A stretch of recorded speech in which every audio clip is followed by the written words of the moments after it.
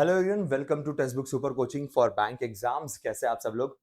दोस्तों, आज बात होने वाली है आरबीआई असिस्टेंट को लेके कि आरबीआई असिस्टेंट के फॉर्म एग्जैक्टली कब आएंगे, कब एग्जाम होने वाली है। ऑलमोस्ट पूरा ईयर खत्म हो गया, 2024 फिनिश हो गया, पर आरबीआई असिस्टेंट के फॉर्म नहीं निकले।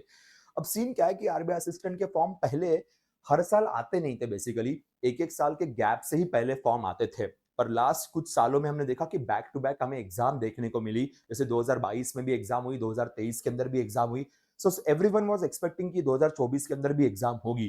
पर यूजुअली आरबीआई आरबीआई असिस्टेंट के फॉर्म ऐसे फ्रिक्वेंटली नहीं लाता है, एक एक साल के गैप से लाता है।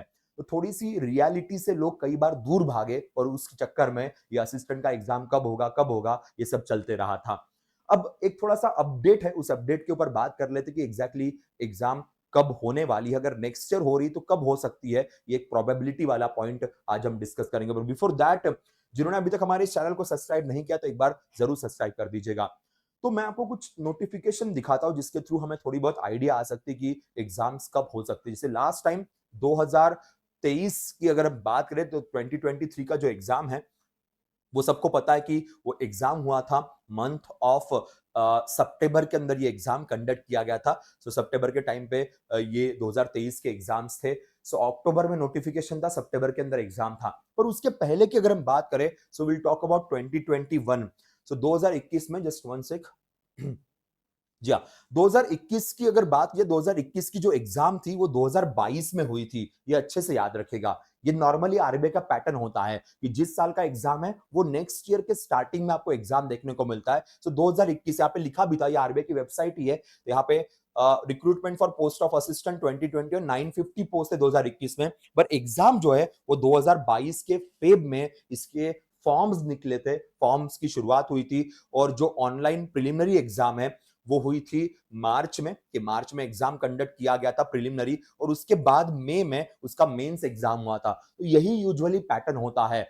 तो अभी इस साल कोई फॉर्म नहीं निकले तो 2024 के फॉर्म मोस्टली ये फेब 2025 में निकलने के चांसेस बहुत ज्यादा है। तो almost everyone is talking like that, everyone is speaking about that. Again again ये प्रोबेबिलिटी है, मैं कंफर्मेशन फिलहाल नहीं दे सकता हूं, कंफर्मेशन फिलहाल किसी के पास नहीं है, बट ये यूजुअली होता है, हमेशा इस तरीके से होता है। तो ऐसा ना हो जाए कि एसबीआई पीओ की एग्जाम होने के बाद आप थोड़े रिलैक्स हो जाए, तो रिलैक्स मत रहिएगा, बिकॉज आरबीआई असिस्टेंट के चांसेस बहुत ज्यादा, बहुत ब्राइट बनते हैं। 90% चांसेस बनते हैं कि फेब में आरबीआई असिस्टेंट का फॉर्म आ जाएगा या निकल जाएगा।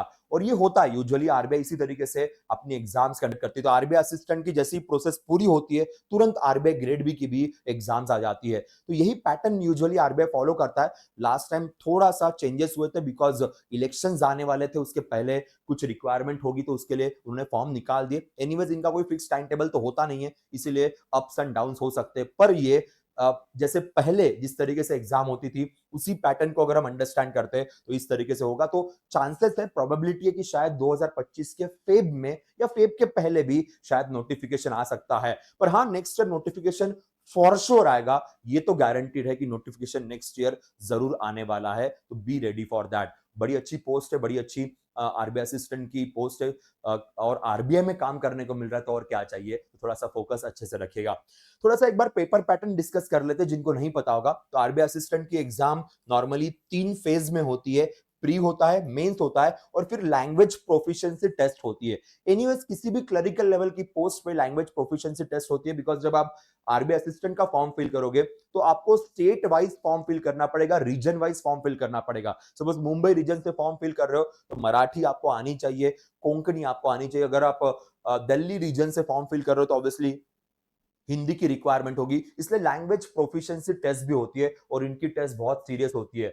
बाकी जगहों पे बहुत बार ऐसा होता है कि टेस्ट में थोड़ा नहीं आया तो ऊपर नीचे चल जाएगा, इनके यहाँ नहीं चलता है। अगर लैंग्वेज प्रोफिशिएंसी टेस्ट में आप बहुत वीक है तो आपको डायरेक्टली एग्जाम से निकाल देंगे। विल टॉक अबाउट एलपीटी का पैटर्न, उसके ऊपर बात करते हैं, पर पहले प्री और मेंस का एक बार पैटर्न देख लेते हैं।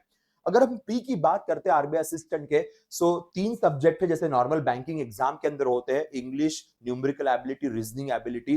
30, 35, 35, ओके, और 20 20 मिनट्स का टाइम फ्रेम है। सितारे के लिए। तो 60 मिनट्स में 100 क्वेश्चन सॉल्व करने, हमारे बैंकिंग के तरीके से ही ये सारा एग्जाम होता है, तो कुछ अलग आपको पढ़ने की जरूरत नहीं पड़ेगी।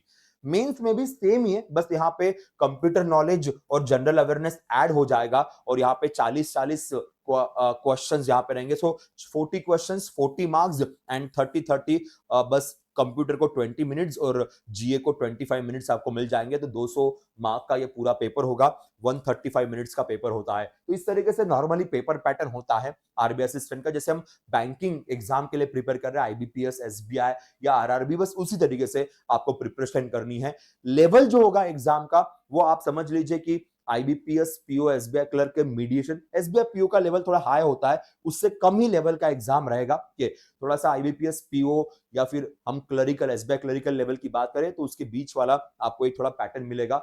एग्जाम इजी होता है, ज्यादा डिफिकल्ट नहीं है। क्लरिकल लेवल की पोस्ट है, वही आरबीआई ग्रेड भी होगा तो पूरा सिलेबस अलग हो जाएगा, वहां पे एलिजिबिलिटी क्राइटेरिया भी अलग होता है। यहाँ पे सभी लोग एग्जाम दे पाएंगे, but the only requirement is that आपको स्टेट की लैंग्वेज आनी बहुत जरूरी है।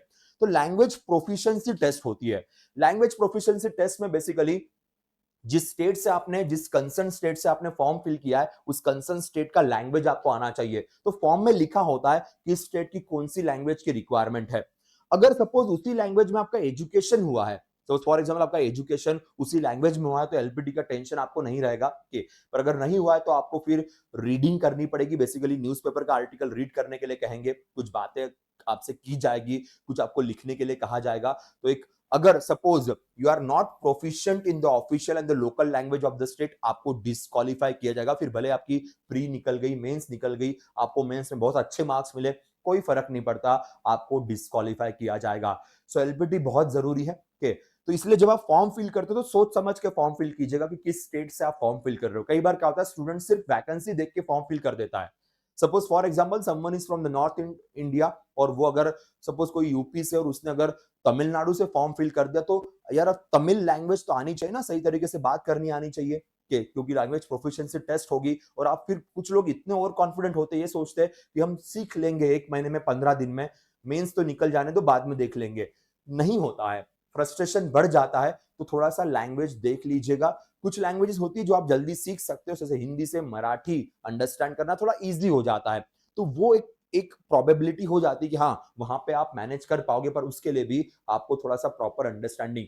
कई बार तो ऐसा होता है कि उसी स्टेट का स्टूडेंट होने के बाद भी एलपीटी में फेल हो जाता है। ऐसे भी आरबीआई में कई बार एग्जांपल्स होते हैं। तो सोच समझ के फॉर्म फिल कीजिएगा, डरा नहीं रहा हूं, रियलिटी बता रहा हूं। सोच समझ के फॉर्म फिल कीजिए ताकि गड़बड़ ना हो, क्योंकि आप इतनी मेहनत करके प्री और मेंस निकालोगे और लास्ट मोमेंट पे अगर वो आपको डिस्क्वालीफाई कर देंगे तो बहुत ज्यादा बुरा लगता है, बहुत ज्यादा फ्रस्ट्रेशन आता है। इसलिए फॉर्म फिल करते वक्त ही सोच समझ के फिल कीजिएगा। तो वेट रहेगा मंथ ऑफ फेब का। फेब में मोस्टली इस बार के फॉर्म आने के चांसेस है। अगेन 24 का नोटिफिकेशन 25 में आने ऐसा होता है, हमने ऑलरेडी एग्जांपल देख लिया। इसके पहले भी बहुत बार हुआ है कि 1 साल का नोटिफिकेशन नेक्स्ट ईयर देखने को मिला। तो यही होता है आरबीआई असिस्टेंट के एग्जाम में, 1 साल का गैप यूजुअली देखने को मिलता है। लास्ट ईयर ऐसा नहीं था, बट इस बार वही होने वाला है। तो इसलिए बी रेडी फॉर दैट। जैसे आपका एसबीआई का एग्जाम्स हो जाए, क्योंकि अभी एसबीआई के फॉर्म्स भी आ जाएंगे, एग्जाम एसबीआई का हो जाए, उसके बाद पूरा फोकस आरबीआई असिस्टेंट की तरफ रखेगा। सिलेबस सेम है, तो आपको बस ब्रशअप करना पड़ेगा। That's all guys from my side. के अगेन ये कंफर्म डेट्स नहीं है, मैं पहले ही क्लियर करता हूं, ये प्रोबेबल है, चांसेस है कि उस टाइम पे एग्जाम आ जाएगा। अगर कुछ इंफॉर्मेशन आपके पास भी तो जरूर कमेंट सेक्शन में डालिएगा। Bye bye, take care.